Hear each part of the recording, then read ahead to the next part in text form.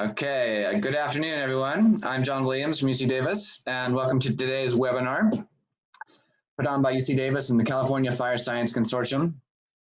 This is the third webinar in our fire science series for captives of the Great Pandemic. The first was on fire restoration and chaparral systems, and the second was on predicting spatial patterns of conifer regeneration after wildfire. Both of those videos are archived on our UC Davis Aggie video site, and I believe they're also viewable on YouTube and on the California Fire Science Consortium website. Today's video will also be archived similarly, and I will send out an announcement on listserv next week when it's up. We will be hosting more webinars in the near future at as yet unspecified dates. So if you received an announcement from me about this or any of our other previous webinars, either initially or after requesting via email to me for the Zoom link information, then you should be on our new expanded email list. If not, feel free to please email me at jnwill@ucdavis.edu. And today's webinar is entitled Strategic Wildfire Planning and Decision Support. It's presented by Randy Striplin and Patrick Doyle, both of the USDA Forest Service. Randy has been in the fire fuel planning business with the Forest Service for 16 years. He's currently the second best of two regional fuels planners working out of South Lake Tahoe. He loves listening to his wife talk, sliding down mountains on frozen water, and trying to hit a little white ball with a stick and making loud, annoying noises. Patrick is also a regional fuels planner for the Forest Service out of Vallejo, California. He also claims the #2 position in the regional fuels planning hierarchy, so it looks like we have an opening at the top of the podium if anybody wants to jump in ahead of them. Patrick is currently contributing to the Northwest Forest Plan modernization effort and is working on the quantitative wildfire risk assessment for Northern and Southern California. He enjoys his work as the Wildland Fire Decision Support System Geographic Area Editor and as a fire behavior specialist. And when not participating in pandemics, he loves camping and traveling with his family and friends. Before we begin, I want to briefly mention the format of today's webinar. The speakers will give their presentation for about 45 minutes, give or take, and then we'll have a 15-minute question and answer period after both are presented. So hold your questions to the end, or you can put them in the chat of this Zoom webinar, and as this person who's not speaking is able to, if they can answer those questions in the chat, they will. That chat feature is at the bottom of your screen, and if you don't see directly chat, then click on the more dots at the bottom of the screen, and you should be able to open it. I'm going to ask to make sure everybody should have entered with their video off and their microphone muted, but if not, please do that so that we can focus on the speakers. We're expecting a pretty good number of people. It looks like we already have a pretty good number of people already today. So if we don't get to your questions, the emails of the presenters should be on the last slide of the presentation. So you should feel free to email them. With that, I will turn it over to Randy to start. Thanks. Well, thank you, John, and thanks everybody for tuning in and listening.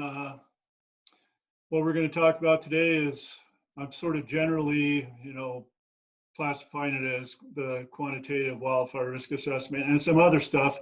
And the other stuff is some newer stuff, but it's been around a while. And Patrick's going to talk about that at the end. It's some of that machine learning informed modeling tools, and so the potential control locations and suppression difficulty indices, things like that, that Kit O'Connor and Chris Dunn and those folks work on. But what we're really going to talk about is sort of this. I'm going to start with the risk assessment stuff and really how we are applying that to strategic planning, decision support, and also into our land management plans, and how our land management plans, as they're revised, will inform those types of strategic decisions. So in Region 5, under the new 2012 planning rule, we have one approved forest plan so far in the Inyo National Forest that utilize this risk assessment process and the strategic fire management zones that come out of that. And then we have two in the hopper that are sort of in the last stages of getting the forest plans, the revised forest plans, and the environmental impact statements finalized, and that's the Sequoia and the Sierra National Forest. And so all three of those forests, there was the Southern Sierra risk assessment that was initially done in, I think, 2015. And then all the mortality that happened in the Southern Sierra, mainly on the west slopes, required us to reevaluate change conditions to bring in that mortality into that risk assessment and also into the forest planning effort. So where the Inyo continued to go forward, the Sequoia and the Sierra National Forests needed to sort of reevaluate and reanalyze all that data and redo the risk assessments. And so that's why those two are delayed, but they're sort of, I believe, expected to be approved, or at least released for final approval, I believe early next year. So we'll see what happens with the COVID-19. That seems to affect everything. So, but the thought is that that'll still go forward. I'll also add that there are some other efforts besides the O'Connor and Dunn, those efforts, and besides the risk assessments that are largely based on Joe Scott's GTR, which you'll see here shortly. But there's also things going on, a lot of things going on out there. Like there's the California Forest Observatory effort that's really a data-driven, actually a lot of artificial intelligence leveraged for that. And the Stanislaus National Forest actually right now is doing some stuff with some of the potential control locations and suppression difficulty index. And then, you know, when we talk about these risk assessments that go into the forest plans, they really have values, highly valued resources and assets that are based on Forest Service centric values and assets in the way they're evaluated. And there's also a statewide effort to basically do the fire modeling, which would be just a hazard assessment without the effects on the resources. And that's something Patrick's leading with CAL FIRE, and that I think we're expecting something to be out on that soon, but I don't know the exact date.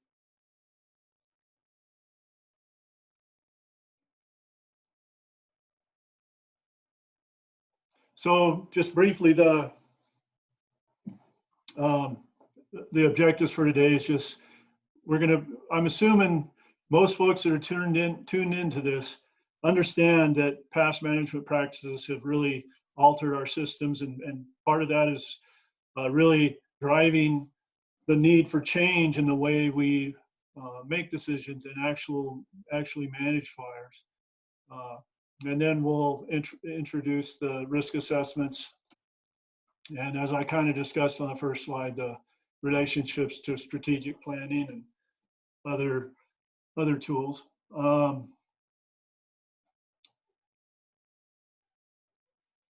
So, and I'm also going to assume that most folks are familiar with the fire paradox, kind of what I just talked about, you know, and essentially, you know, in the most basic form, the harder the fire paradox is, the harder that the more effort and the harder we try to suppress wildfires today, the harder it becomes and the worse they burn the next time they burn. So for simplicity's sake, that's the fire paradox. But we've known about that for a while, but we still seem to be cycling through that paradox.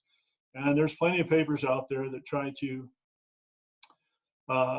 you know, highlight the reasons for this. And there's really, even though we've had decades of science and fire policy pointing towards that need to change, we still are cycling through the fire paradox. And so there's lots of papers out that talk about what is the resistance to this change and how we might overcome that. And if anybody's interested and you don't know, aren't familiar with those sources, just let me know. My contact information will be at the end, and I can share a handful of those with you. And the way so the resistance to change thing, the way I kind of look at it is we're trying to teach an old dog new tricks, but we always give it a treat when it doesn't do it. When it doesn't learn a new trick, we give it a treat, you know? So that's my simple kind of example for it. So the new approach, we're going to look at identifying, rather than, responding to a wildfire and then assessing all of the hazards and risks and trying to come up with a plan. We try to do as much, the whole point behind this is trying to do as much of that ahead of time. You're still going to have to do that on an incident, but this gives you some upfront information before the emergency, right? So we're looking at, if you had the likelihood and the likely intensity of fires and the distribution, spatial distribution of those effects, along with where the resources and assets are distributed spatially, you can assess where the likely positive and negative outcomes from future fires are likely to occur. And so in order to reduce uncertainty and try to come up with those likelihoods of positive and negative benefits, the risk assessment uses probabilistic fire modeling. So tens of thousands of simulated fire seasons, given the actual climatology and distribution of ignitions, are used to get a probabilistic view of future fire. And then also, these are really data-driven and science-driven approaches, and obviously they're viewed through the lens of the experts. So always informed by that. And then there's plenty, like I said, plenty of direction why we should be assessing risk. And one of our foundational principles is that sound risk management is the foundation for all of our fire management activities. And this is stated in the 2009 Wildland Fire Policy, or the Guidance for Implementation of Federal Wildland Fire Policy. The National Cohesive Strategy came out in 2014, and also in Forest Service Handbook and Manual. And really what we're trying to do is have a holistic view of fire on the landscape, including risks and benefits. So not just that, all fires are bad.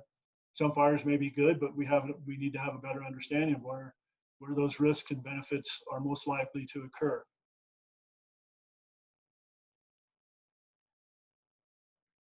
So this, one of our predecessors, Phil Bowden, with help from Alan Taylor, who is a fire planner on the Inyo National Forest. Phil Bowden was a predecessor to Patrick and myself as regional field planners, and he came up with the assistance of Alan Taylor of this wildland fire continuum. And so what this basically shows is, and the little, can everybody see my pointer? Or can anybody see my pointer? Yes, I can see your pointer. Yeah, we can. Okay, so that little oval there is represents a theoretical or hypothetical fire. And and then from left to right, the horizontal axis here sort of represents location on the landscape. So maybe to the left might be more of a woolly area, and more to on the right, maybe a wilderness area. And then the gradient between those two is what the horizontal axis represents. And then the vertical axis represents sort of the social and ecological variables, that how they vary across the landscape. So obviously, the social protection of communities and stuff are going to be more on the top, and resource objectives on the bottom. And so, yeah, as you can see from left to right, the location favors role of fire. From top to bottom, social protection objectives reign over resource objectives at the bottom. And I still have it listed here as the Kelsey-Hosserman Wildfire Management Continuum, and Phil came up with that name, but I said, you came up with this, why are you calling it that? And I think in the end, he decided that he was going to go ahead and take credit, which he should. So I think it's a great conceptual diagram. So.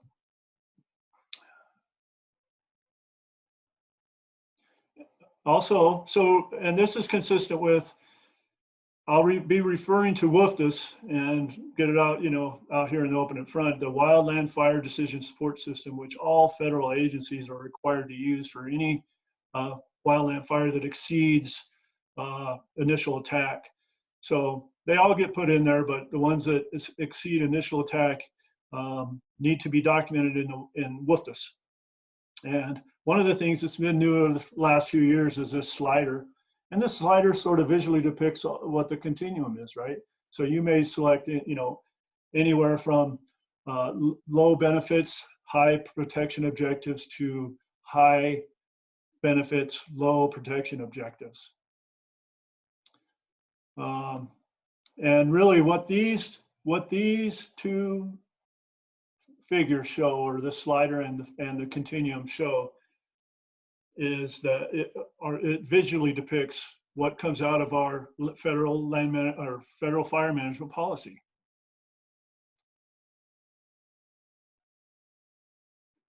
And so this I promised you'd see, and this is the GTR 315, the Joe Scott, Matthew Thompson, and David Calkin risk assessment framework. And this is largely what was followed to do the risk assessments in California. And this is really the cookbook for risk assessments.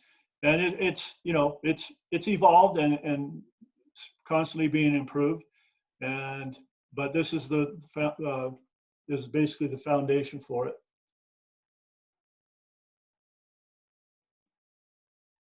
And so this is a lot of what we're going to be talking about in the following slides. And so likelihood, that's where are the likely impacts versus benefits based on the fire modeling, and how intense are those impacts going to be based on the fire intensity, and then the susceptibility, where are those resources and assets located, and what are their relative impacts, positive or negative, based on the likelihood of being impacted by fire and the intensity that it might occur. So we classify the fire intensity into 6 levels, from 0 to 2 feet, 2 to 4 feet, 4 to 6 feet, etc., into fire intensity levels. And so some resources or assets may have a negative, even low intensity fire is a negative, but some of them, low intensity fire, moderate intensity fire, actually have positive benefits, like to habitat and such. So it actually is looking at that entire spectrum of effects to the various resources, assets. And obviously we can't model every single resource and every single asset and every single fire intensity and impacts of those. It has to be a relatively concise, prioritized list of highly valued resources and assets that actually are evaluated. So this is just an example, right? This will show you what might be obvious to everybody, right? That human habitation and inholdings, major infrastructure are going to be included, but we also have some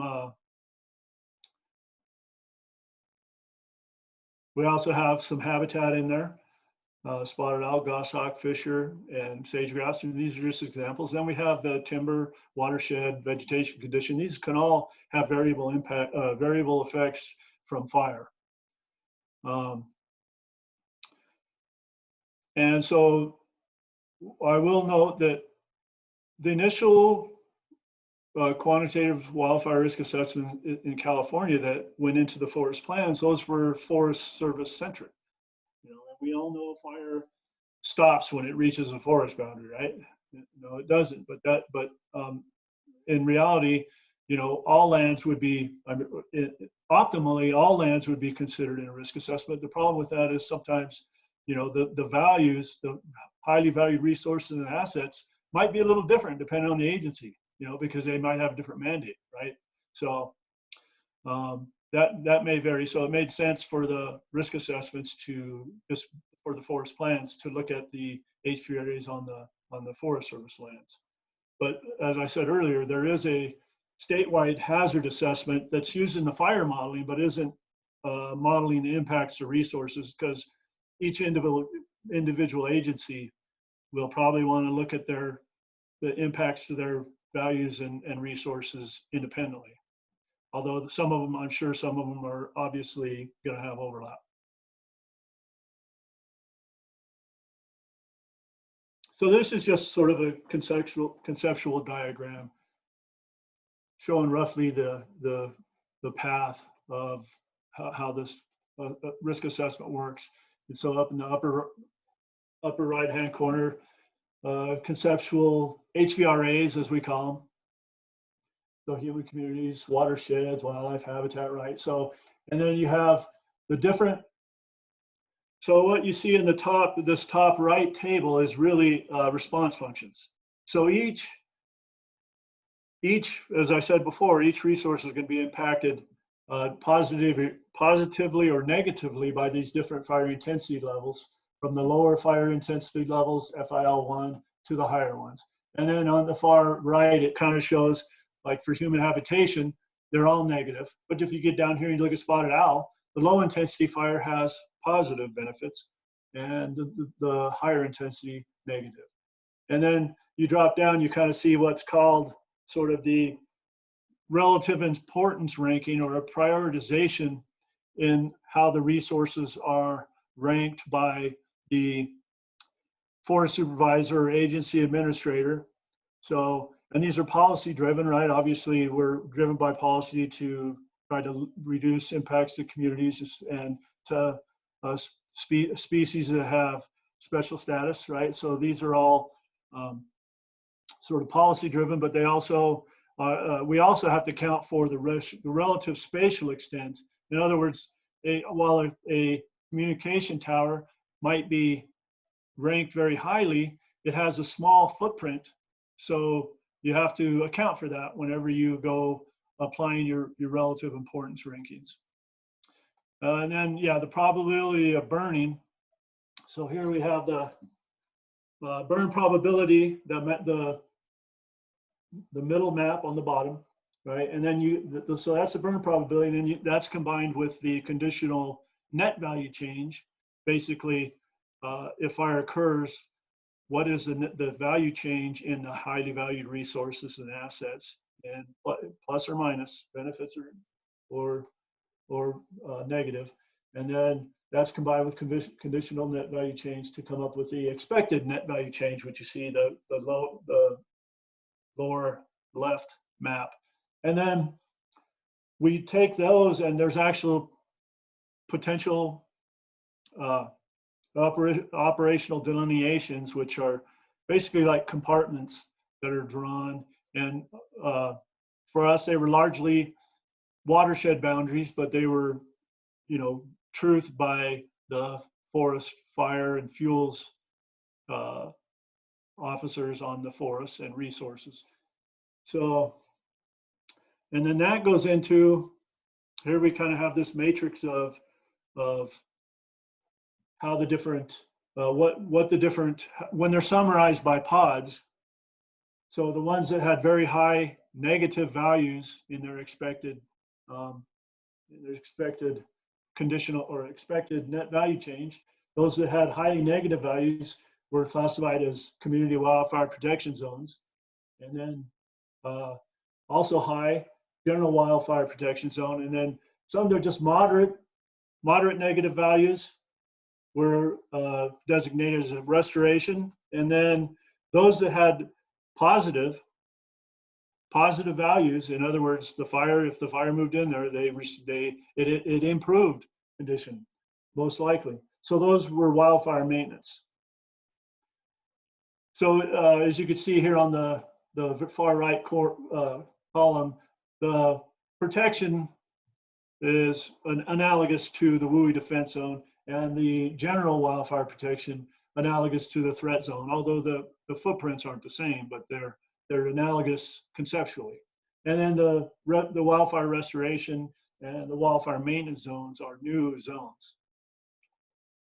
And this is some of that new paradigm that I'm talking about that we're trying to move towards. And I'll just mention, so all this, this is upfront information that assists with pre-planned wildfire responses.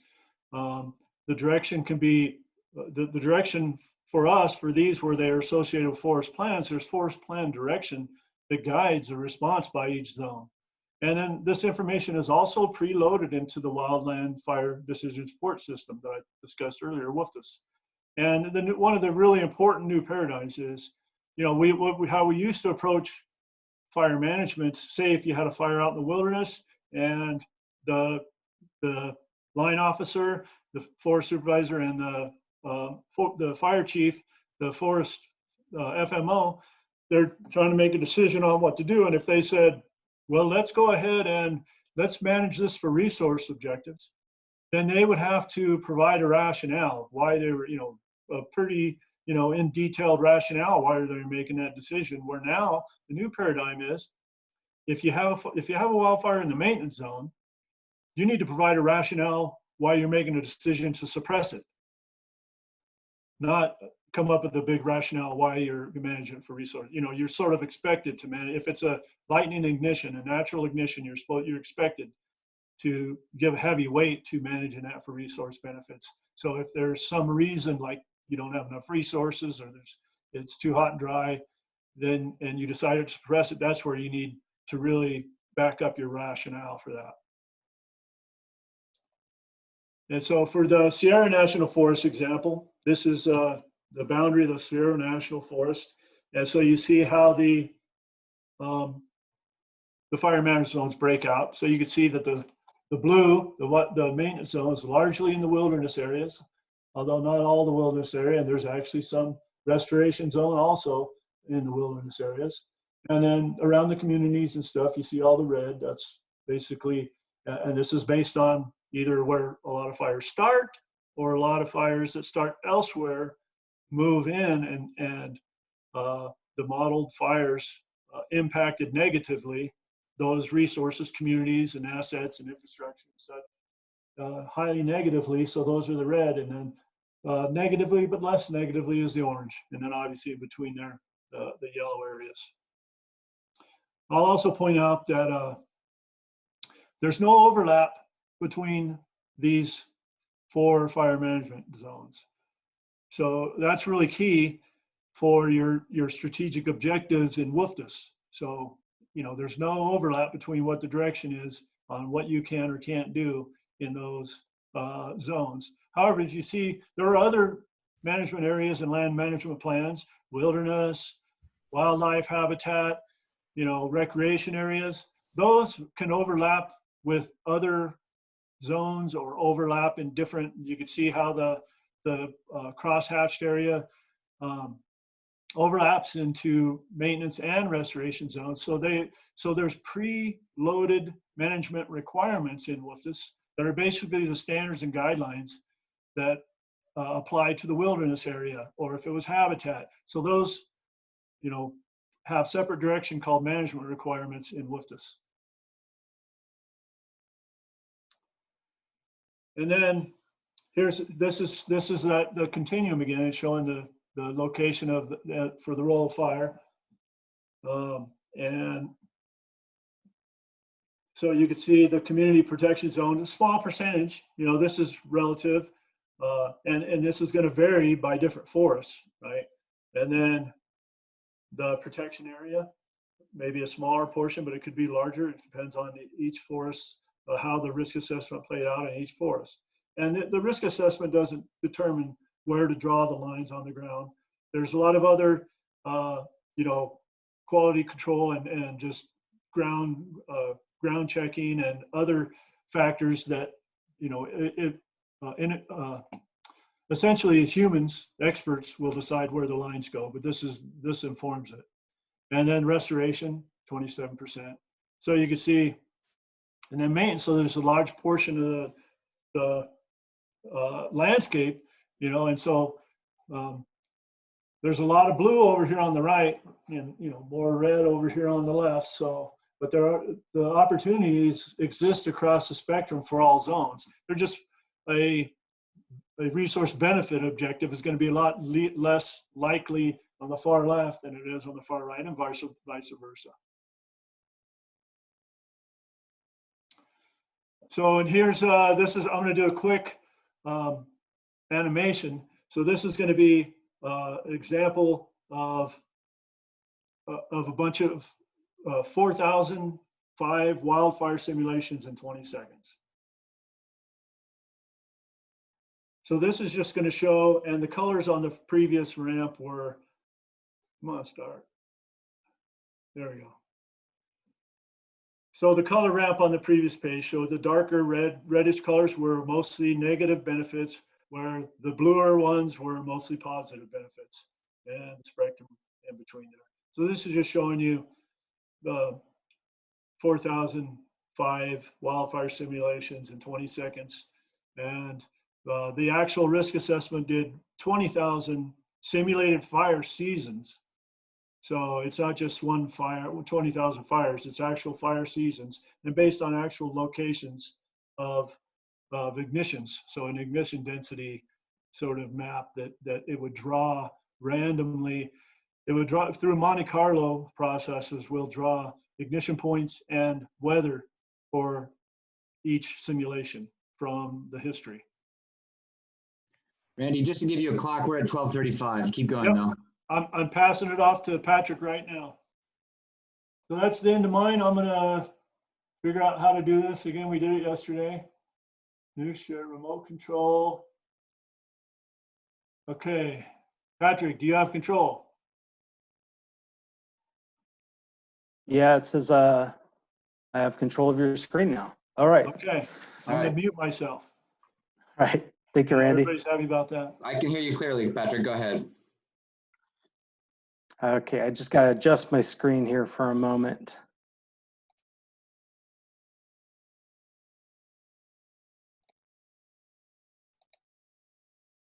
Actually, maybe I shouldn't have adjusted my screen.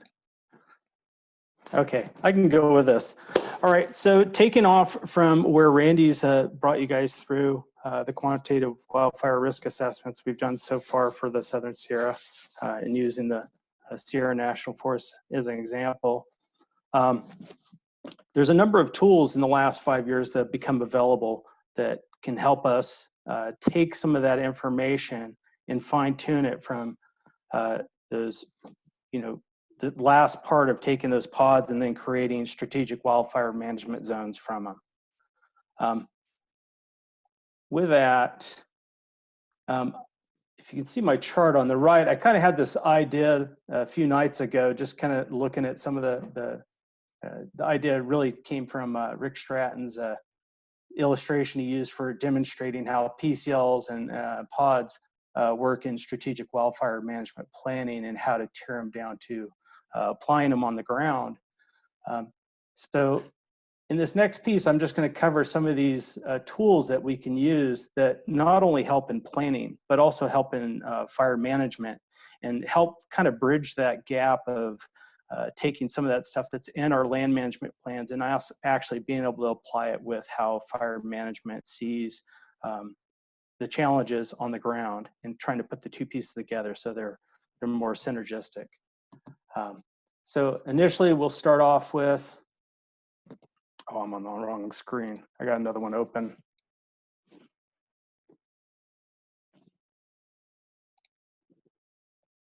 Just a quick question. Did the slide change for anyone? Okay, there we go. I need to go back. Previous slide. Okay, so I'll initially cover suppression difficulty index briefly, potential control lines, and then pods. In both versions of pods here, there's the pods that Randy was talking about initially that we had used in the Southern Sierra and the early adopters, and also in the Northern Sierra risk assessments, which is based on a HUX, and then also the O'Connor method and all as well. And then I'll briefly cover pod atlases that are available or actually could be built. And then tie this back, how this ties into the strategic fire management zones, also strategic response objectives, and then also in WFDS as strategic objective shapes. So in the first piece here, the suppression difficulty index is, very useful for folks on the ground for suppression difficulty. It's kind of funny because in the past there was a suppression difficulty index, but it wasn't a modeled output. With the advancement in computer capability and technology and a lot of smart people out there putting this stuff together, they're able to automate this to a certain extent. And so the example here is, let me roll down here on this other one here. The depiction of the bottom right is an image we got from the risk management assessment team, now known as a risk management assessment product. Jessica Haas produced for us for the Walker Fire in 2019. And really what it's trying to illustrate is with the elements factored into the suppression difficulty index, which is topography, expected fire behavior, and the line production rates of the firefighters on the ground, and accessibility off roads and trail systems, you can see that the areas that are in the red have a much higher difficulty for being able to do work.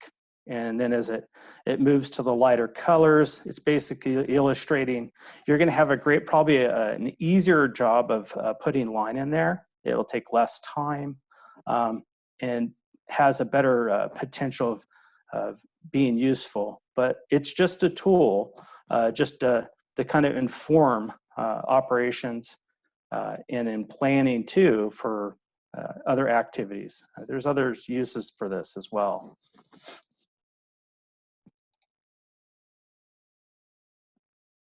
And then moving into potential control lines. One of the things that I think's important to note is that in potential control lines, one of the predictor variables that is used in this,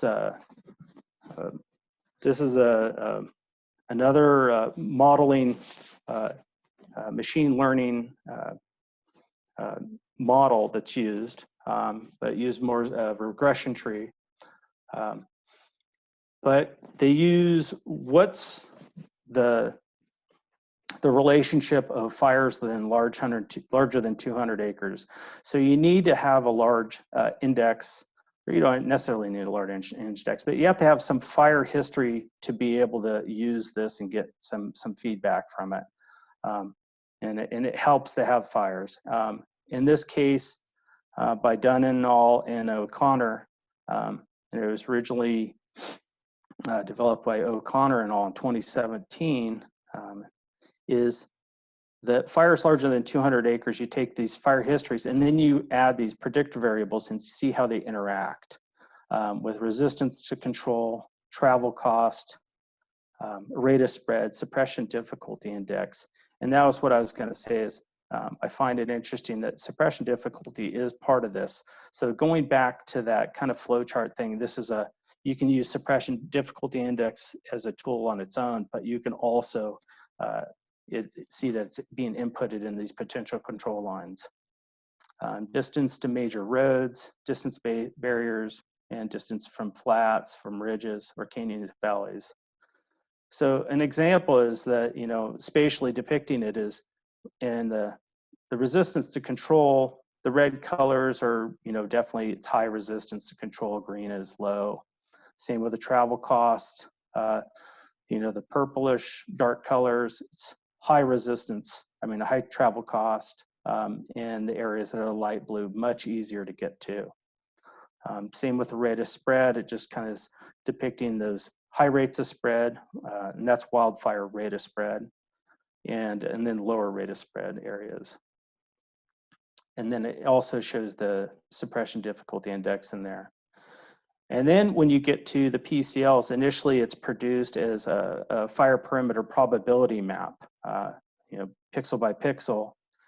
And then you can then take those values and then based on a high value that there's a high probability of no fire or growth, probability of control, that's kind of what's depicted in the far bottom left. is the PCL, if you can separate those out. Move to the next screen here. And just kind of a, a note that Dunn and all, they really showed in their, I think they did a really great job in presenting in their 2020 paper and that's where this image is captured from. But just depicting that, you can have an SDI values that are high and low, and same with PCL locations with great probability of success or probability of a line there to a low probability of line location. And an example they depicted was in the lower left, you show a suppression difficulty index that's, a high value, so it's very difficult terrain in southwestern Oregon there. And this is region 6. And then in the right-hand panel, potential control location probability, you go to that same area and it's very difficult for line location there too as well. So it's very difficult country to do work. Where if you go to the southeast section, you can see that it shows a suppression difficulty of fairly easy. It's more grass, Great Basin, sage, open area. But they also have higher wind speeds. So you can see then the potential control location probability is, there's more red there too as well. And that's probably due to the fact of, roads access, getting in, and fire spread before it stops. So, and that last part's just me extrapolating.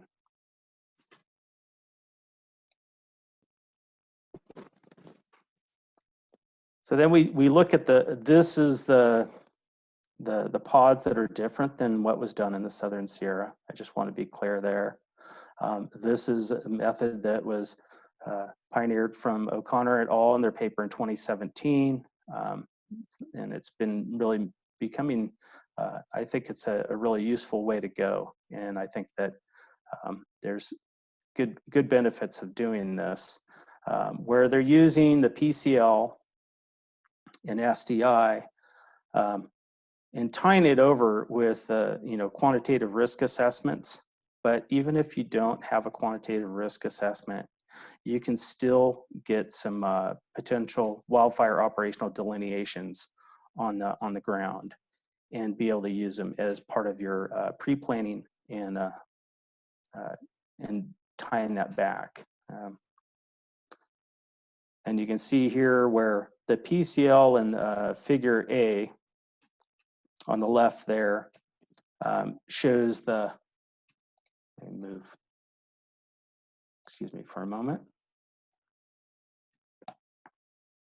Yeah, where the gray and blue in that image are really the areas that there's greater than 50% probability of a good line location there.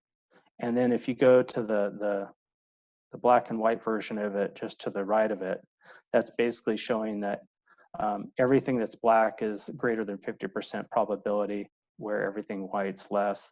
So it's just showing that there's a good chance of those being places to put a line, and then adjusting that based on collaborative effort with fire folks, your local resource specialists, your local folks in the community. And that's what's being depicted on the left, is where they've taken maps and they've put both the SDI and the PCL together and then overlaid them, and then had everyone come in and provide their expertise or experience and relate it to them as they drew it on the map.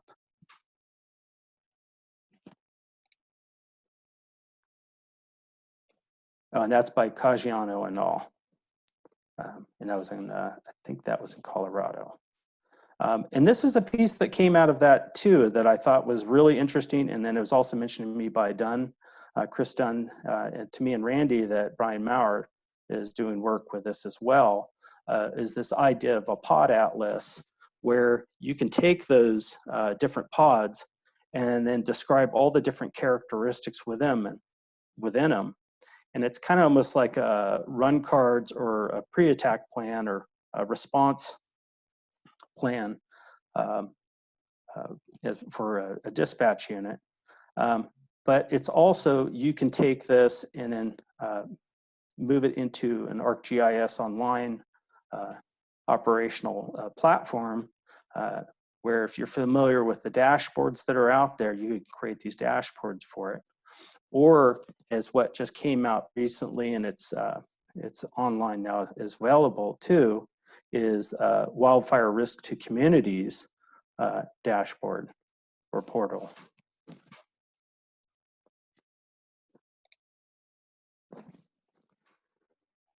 And then this is getting back to the pods that were originally done on the Sierra. And one of the things I wanted to just talk about with this is they're essential for summarizing the risk to particular units.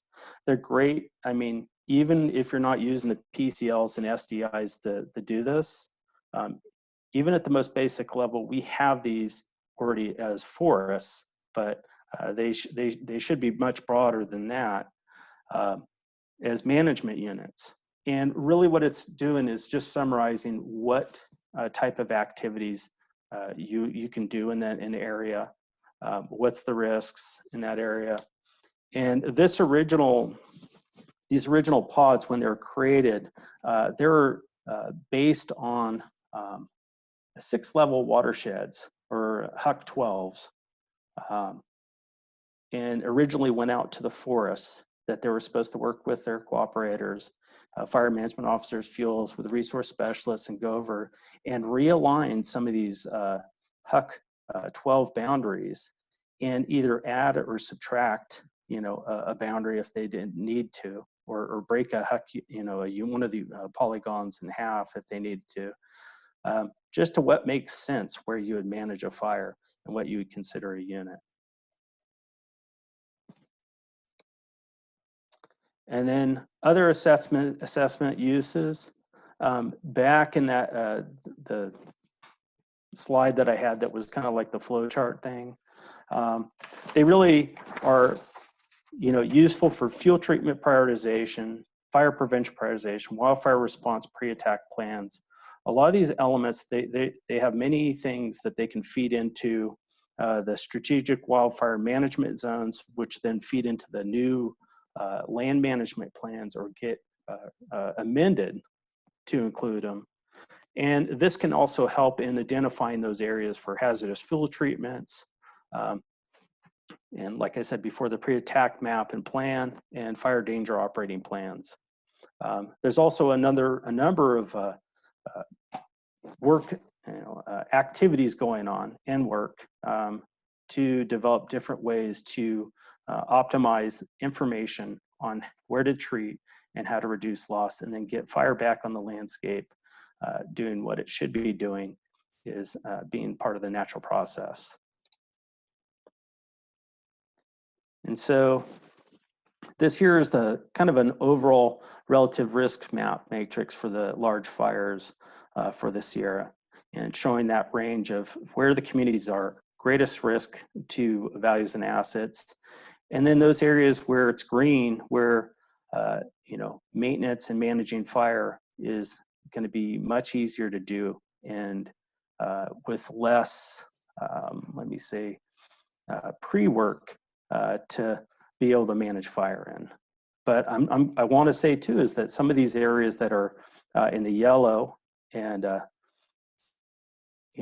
areas in between, they're departed, or they're in that red more so too, because they're in a condition that's they cannot have managed fire as yet. So, but as we get more fire in the landscape, and we get more living with fire, those areas we might have better attributions there. And this is basically a net value change by month.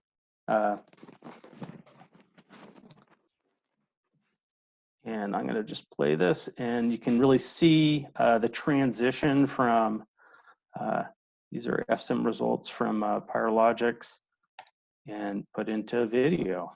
So you can see the transition from early season into the summer months as the fire transitions from in the zones.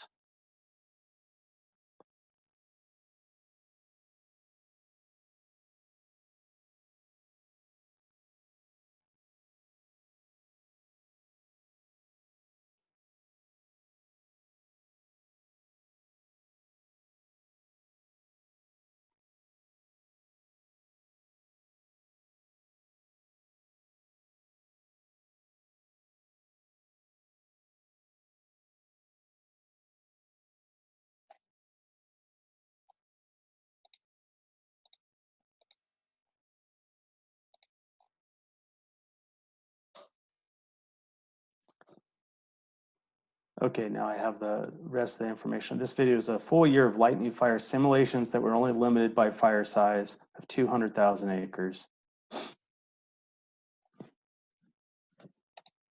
And just like to say thank you from both myself and Randy. And if you have any questions, we're ready to field. Okay, thank you, Patrick and Randy, very much. And Randy, go ahead and unmute yourself there if you want. And just before we start the questions, I just wanted to remind people that at the very end, we have a short poll that if you guys wouldn't mind taking, I'll just initiate it after the questions have ended, and it really helps us with feedback and getting you more of these webinars along the lines of what's most interesting for you. And it also lets us know how to reach you too. So with that, there's one question in the hopper there from Greg Jones. Do you expect the SDI modeling to be incorporated into WFDSS set along with other modeling tools? Patrick, go. We had this discussion yesterday, but Patrick, go ahead and answer that. I think that I don't know if we're going to have the modeling is going to be available as a tool in WFDS, but we talked about is that it would about bringing it in because Chris Dunn and the rest of the folks at RMA and I think Jessica Hawes and a number of other folks, they're almost finished completing they've completed SDI for the state and they should be finishing with PCLs for the state as well by June sometime. But because WFDS has a real problem with loading raster layers, if it's a TIFF, a GeoTIFF or something like that, it's going to have to be loaded as an image file.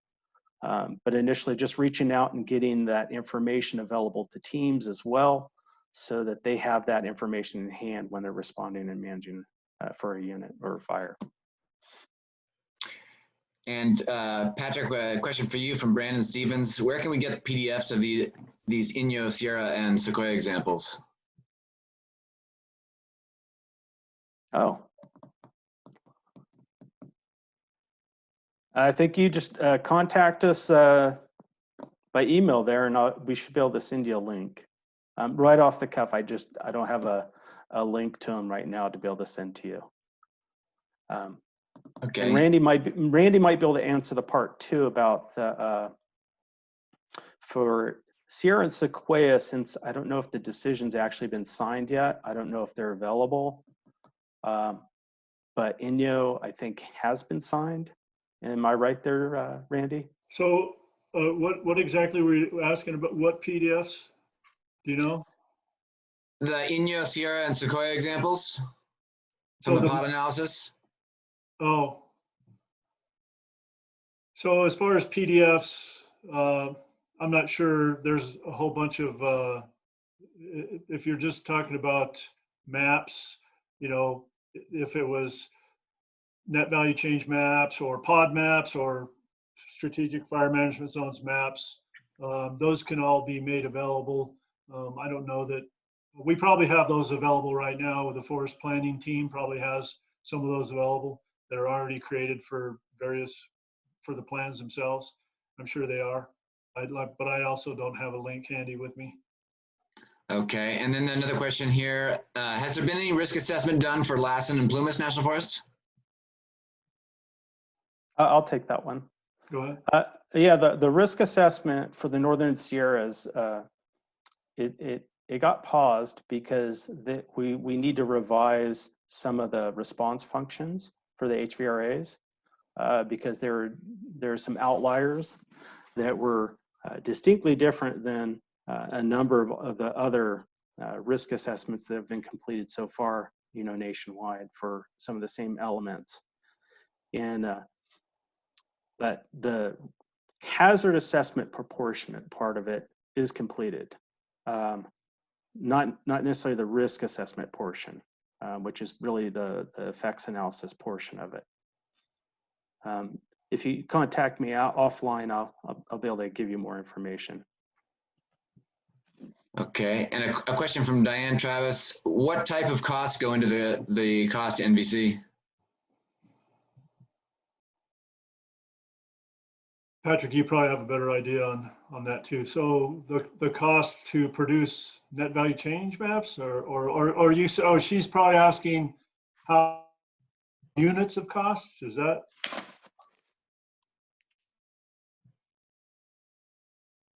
I'm not sure. I'm guessing what goes into the analysis. Diane, can you specify any more?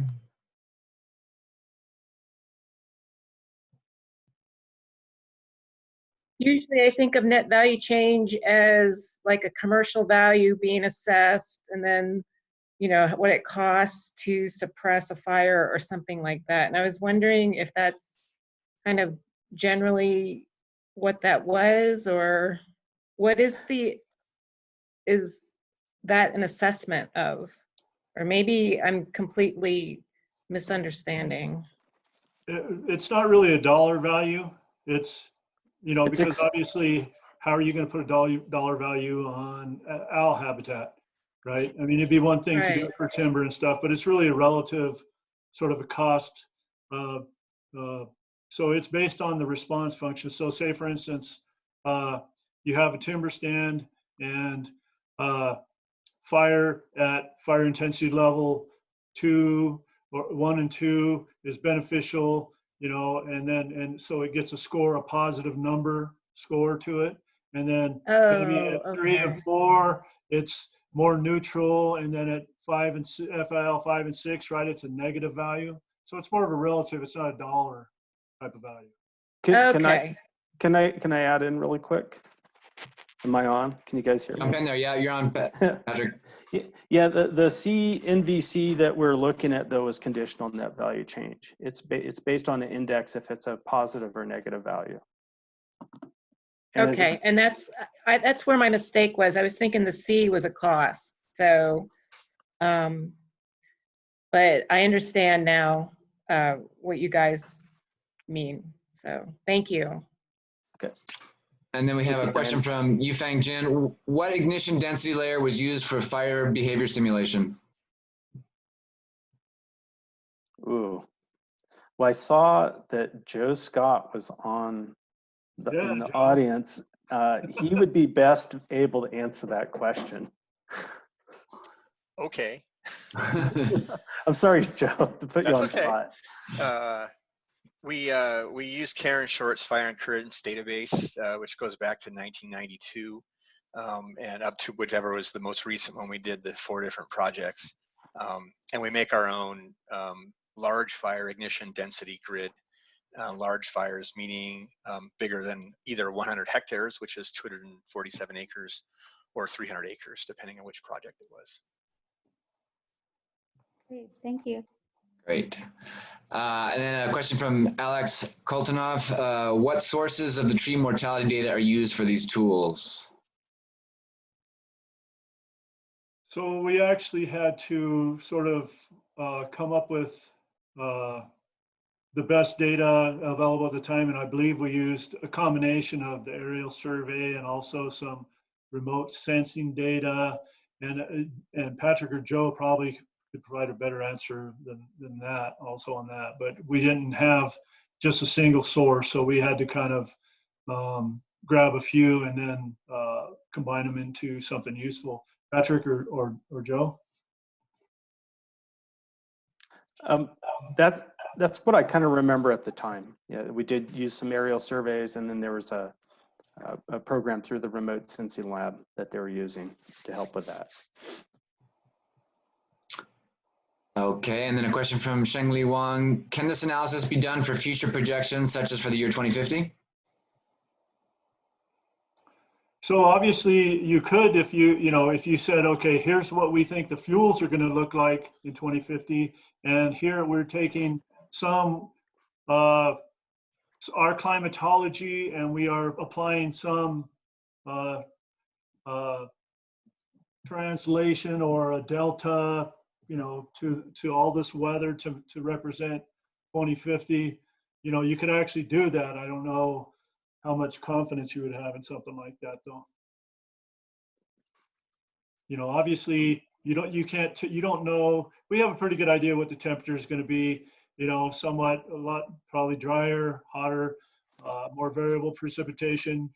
But when it comes to things like what are the disturbances that are going to occur between now and then to the vegetation, and how is the vegetation actually going to look at that time? Because that's that's sort of the bedrock of the where all the changes are occurring, right? It's to the vegetation. So that would be the trick, I think, is having something you have confidence in.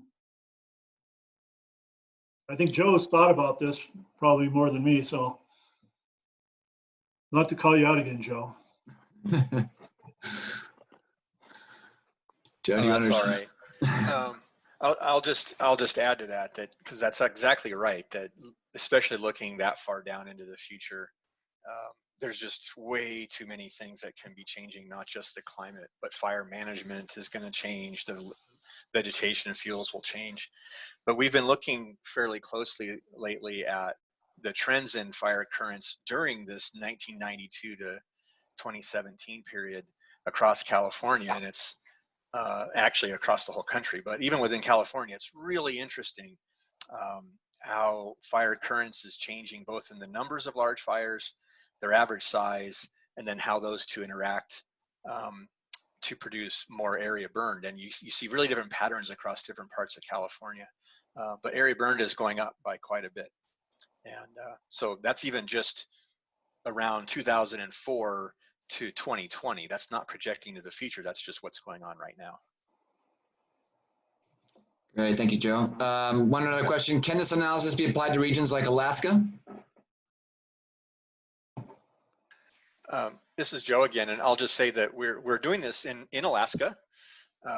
Right now, we're working on the Kenai Peninsula and Chugach National Forest, which is not where the most fire is in Alaska, but it's where the most people are. So yeah, it absolutely can. Great, timely. Any other questions for our speakers? Wait a second. Well, if that's it, I want to thank you both very much. Everybody who is willing to, please stick around for the poll. I'll launch that in just a second. Again, if you have questions, direct questions for Patrick or Randy, please email them. This video will be posted, so if you got friends or colleagues that missed it and want to see it, it'll be on the UC Davis Aggie video site, as well as on the California Fire Science Consortium site, and also on YouTube. And thanks to everybody. And with that, any last words from you guys, Patrick or Randy? Just thank you, everybody, for listening and for the good questions. All right, and I will launch the. Thank you very much. Great, thanks, guys. And I'll launch the poll now.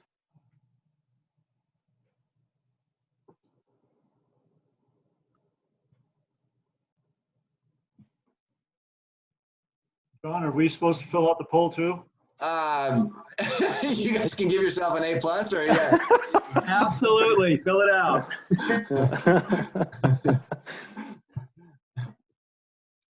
Well, I'm going to go ahead and sign off. Okay, thank you, All right. Randy. Thanks, everybody. Bye.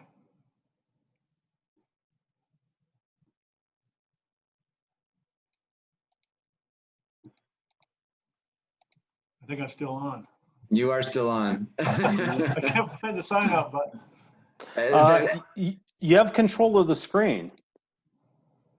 So you can, yeah, you can. I have There we go. control of the screen. I'm looking at the wrong screen, that's all. So at the bottom right of the Zoom screen, it should say leave meeting. There we go. All right. See y'all. All right. Go.